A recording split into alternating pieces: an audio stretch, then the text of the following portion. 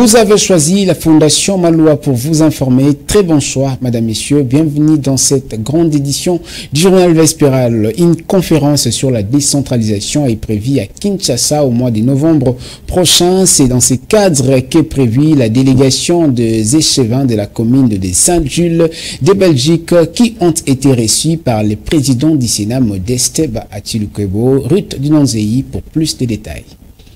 Conduite par Nicolas Kapoupa, secrétaire général du Centre international pour la promotion de l'Afrique, cette délégation a été informée par le speaker de la Chambre haute du Parlement de l'importance que le Sénat accorde à la décentralisation car étant une émanation des provinces. C'est dans ce cadre que le Sénat examine au cours de la session en cours la proposition de loi modifiant et complétant la loi portant principes fondamentaux relatifs à la libre administration des provinces. Nicolas Kapoupa a souligné par ailleurs que cette conférence a pour objectif de former les candidats communaux sur leur rôle et le fonctionnement d'une commune décentralisée. La commune de Saint-Gilles, avec qui nous sommes en partenariat dans le cadre de la décentralisation, parce que nous organisons déjà une conférence que nous projetons au mois de novembre ici à Kinshasa sur la commune décentralisée. L'objectif est clair. Bientôt là, nous allons élire les communaux. Le Centre international pour la promotion de l'Afrique, en partenariat avec le ministère de la décentralisation, va organiser ces conférences pour informer les communaux, leur rôle, à échanger avec les gens qui ont déjà cette expérience et surtout donner des notions à nos communaux, à nos futurs bourgmestres. La commune de Saint-Gilles en Belgique est en partenariat avec la commune de Kinshasa et le Centre international pour la promotion de l'Afrique travaille en collaboration avec le ministère de la décentralisation pour la formation continue des cadres de la décentralisation. Non au conciliabile et oui aux élections, c'est la position actuelle du parti politique Alliance pour le changement en RDC, RDC en sigle de Maître Omba Talouata Michel, une décision dévoilée lors de la rencontre qui a eu lieu entre le président de ces partis et les différents candidats retenus par la CENI. C'était dans la grande salle des conférences de la Poste, Fifi Kalumbwe et Rabi Fouka. Face aux candidats de l'Alliance pour les changements ACRDC qui vont participer à la grande bataille électorale prévue pour le mois de décembre prochain, Michel Omba Talouata, président du parti, a peaufiné des stratégies pour permettre à ces derniers de bien battre leur campagne au moment opportun, car l'objectif est positif, rafler au moins 30 sièges. Les stratégies électorales, c'est une sorte de formation privée que nous avons donnée à tous nos candidats afin qu'ils puissent se préparer à la campagne électorale à venir. Donc nous sommes un parti qui a de l'ancrage sur le plan national. Nous appartenons au regroupement AND, Action des alliés nationalistes pour la démocratie, AND en sigle. C'est un regroupement politique qui appartient à l'Union sacrée de la nation, l'Union sacrée de la nation qui soutient totalement la candidature du chef de l'État, Félix Antoine Tshisekedi Tshilombo, pour lui donner un second mandat. Parmi les stratégies, Michel Omba Talouata a demandé aux candidats à être actifs sur tous les plans. Nous avons entendu ça et là des gens qui veulent, n'est-ce pas, torpiller le processus électoral et qui sont dans l'optique de conciliabile, de consultation, de choses pareilles. Mais nous, en tant que parti qui appartient à l'Union sacrée de la nation, nous disons non au conciliabile. Nous sommes prêts pour aller aux élections et donc nous soutenons les efforts de la CENI et du chef de l'État pour que nous puissions aller aux élections avec tous les candidats que nous avons présentés. Au-delà des conseils prodigués, Michel Omba Talouata a honoré les femmes présentes dans la salle par des dons d'épargne. Question de leur apprendre la question des donner et du recevoir. Un nouveau drame à Kinshasa, c'est une baleinière chargée dans la commune de Lansele qui a pris feu. C'était dans la journée de lundi 23 octobre. C'est sur le fleuve Congo et selon plusieurs témoins, il y a plusieurs blessés et même des morts. Pour plus de détails, images et commentaires.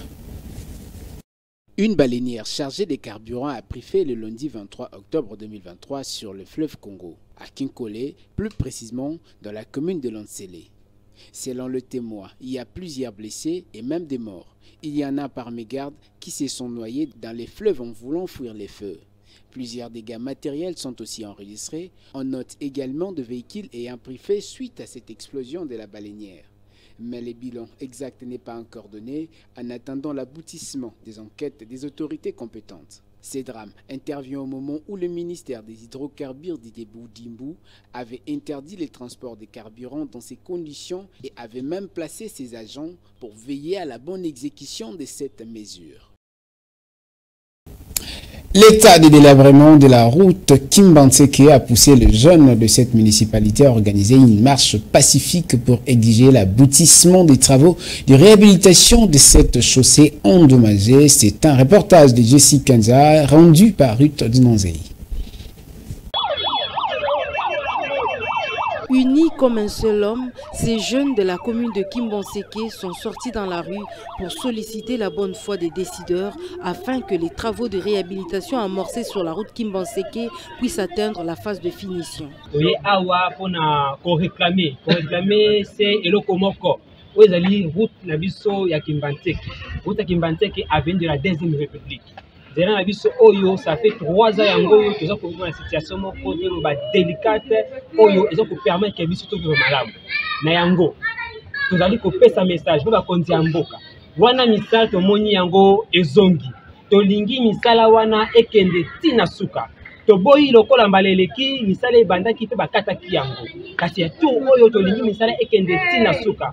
Pe wana ko permettre biso population to vivre na kimia surtout to vivre lokola bandeko basusu o bazali na ba commune mususu bazali ko vivre comme bandeko bazali na kati ya ville ya Kinshasa. Kasi biso oyo lokola bazali na périphérique ba konzi ya mboka bazali ko tala situation na biso te. Ces manifestants ont également dénoncé la répression de cette marche par la police nationale congolaise alors qu'elle était apolitique et visant uniquement à démontrer la désolation des Kimbansekois sur l'état de délabrement de la chaussée principale de leur municipalité. Les jeunes,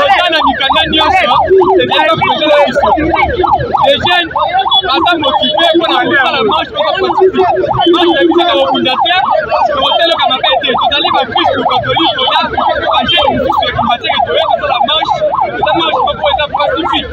Mais chose grave, pays où est la démocratie de votre comme un peu, parce qu'on a péché bis c'est comme ils sont élevés. C'est comme la bis on a marché. On a fait ça à le 2010 de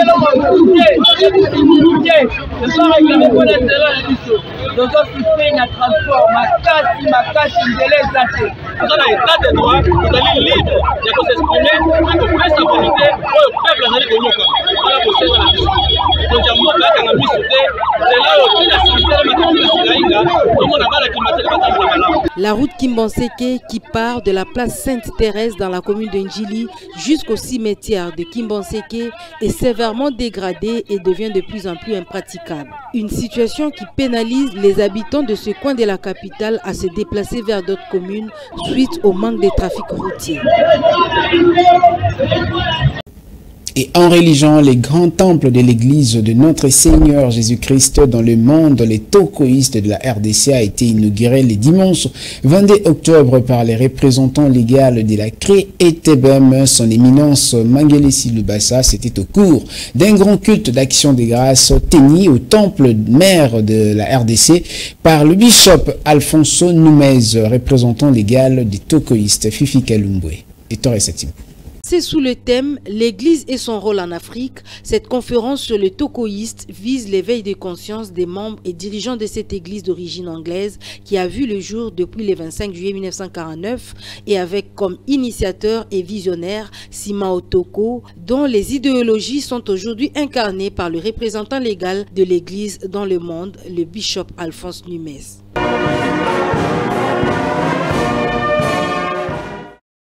Ayant dans sa vision la vulgarisation à tous les niveaux, politique, social, etc.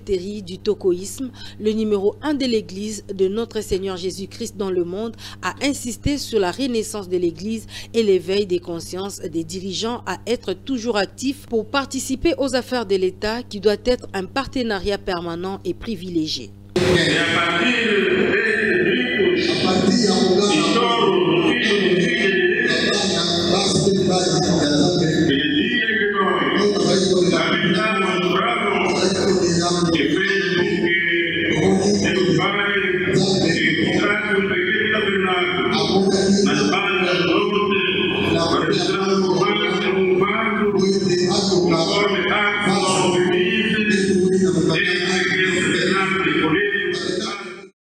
En cette première journée, les différents orateurs de la première conférence internationale des tokoïstes ont axé leurs exposés toujours sur l'éveil de la conscience.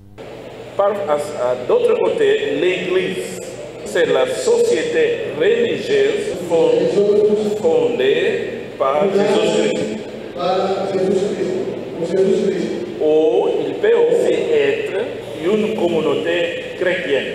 C'est-à-dire, nous avons par exemple l'Église catholique, les églises orthodoxes.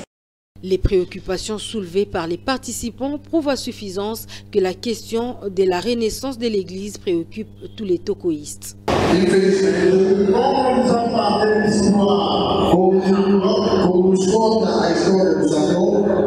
sont venus nous prendre toute la société avec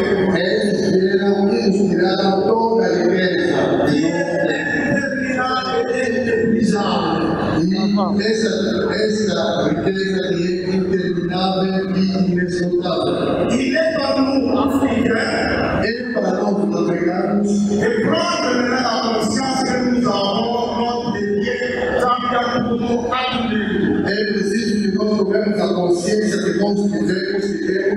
Le leader de l'Église de notre Seigneur Jésus-Christ dans le monde, les tokoïstes, est réellement déterminé à apporter cette fois-ci le changement dans l'Église en Afrique, et c'est là avec la participation de tous les tokoïstes.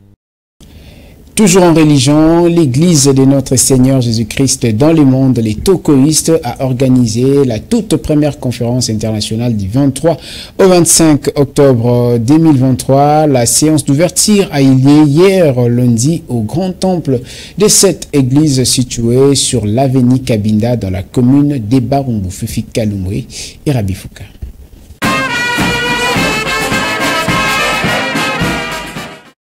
C'était une double célébration. D'un côté, la commémoration du 74e année de la toute première arrestation du visionnaire et initiateur de cette église, le prophète Simao Toko, incarcéré dans la prison militaire de Ndolo le 22 octobre 1949. Les tokoïstes se souviennent de cette date comme si c'était hier.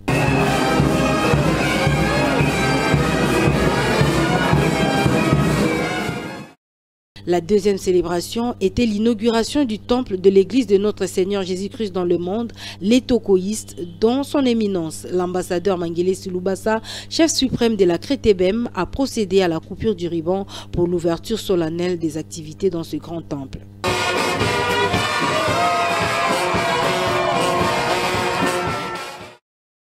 Son éminence, l'ambassadeur Mangele Silubasa, a dans son mot circonscrit les coïncidences de ces événements, mais aussi l'incarnation du prophète Simao Toko.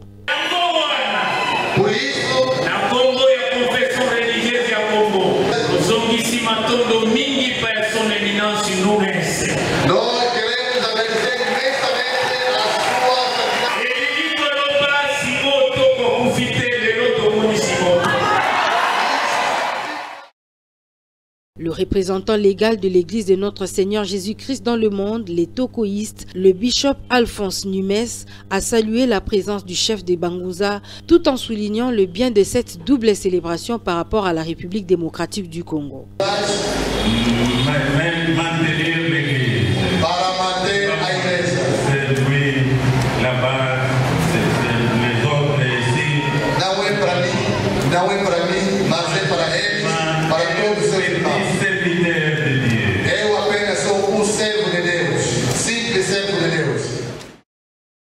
Tout est bien qui finit bien. Après cette grande fête, la toute première conférence internationale sur le rôle de l'Église en Afrique est prévue pour la vulgarisation de la religion tokoïste du 23 au 25 octobre courant.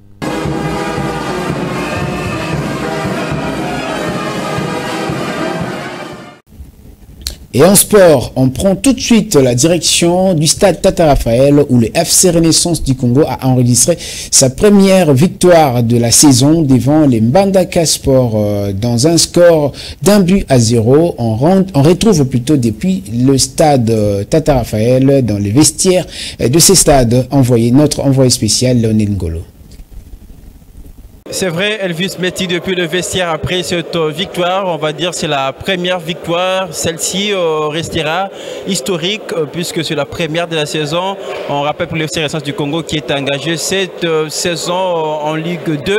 Une victoire très importante malgré les scores, voilà, juste 1-0. On rappelle le buteur Tadié Tekema qui marque son 3e but de la saison en championnat. Et évidemment, une victoire qui reste combien importante pour tous les groupes, pour les joueurs. Je vais vous proposer rapidement d'écouter ce que pensent les joueurs juste après la victoire. Alors on a encore un supporter, la confiance à Bisso, tous les équipes à Sika. Bisso de Toza, le quoi, bana mike na championnat, mais Toza malembe. Si tu as ma place, Mikolo Baza. Mais c'est que Zakaké, na des matchs na laïté, na ninga qui na la bref que, so na continué à faire sa image, mon robot quoi. Donc merci, félicitations à ma petite, ma master, tu suis 3 points l'élo, tu bandit. Moi on a essayé déjà tu bandit l'élo. Tu as des titres à l'élo pour la première journée, mais rattraper nous sur merci à la staff, tu sacrifié, merci à Papa Évêque, merci à la présidente sur tenir sur le match à l'élo. On rappelle le CRSA du Congo qui remporte de justesse 1-0. On a noté pas mal de bonnes choses durant ces matchs. Et surtout, il faut garder une mention spéciale aussi au gardien qui a sorti un très grand match qui a empêché évidemment que le FC Renaissance, que l'équipe prenne en tout cas ce but qui allait être très compliqué. Et il y a beaucoup de choses à faire, il y a le travail à faire. Il y a l'entraîneur qui le disait après match, il faut encore travailler les déchets techniques, travailler beaucoup de choses. Je crois le prochain match sera décisif, le prochain match sera aussi assez voilà, très tactique on va dire, puisque ça sera le petit derby on va dire comme ça entre les deux FIBO.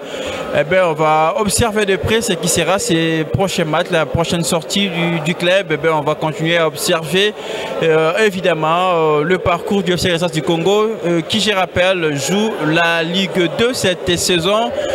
Merci à Elvis Metti, c'est Lionel Ngolo depuis le stade Tata Raphaël accompagné de Florent Kita.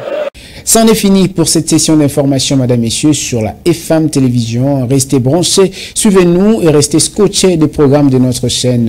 Restez bien chez vous, vivez 100 ans, vivez 1000 ans et surtout n'oubliez pas que nul n'a le droit d'être heureux seul sur la terre. Ce journal est complètement terminé.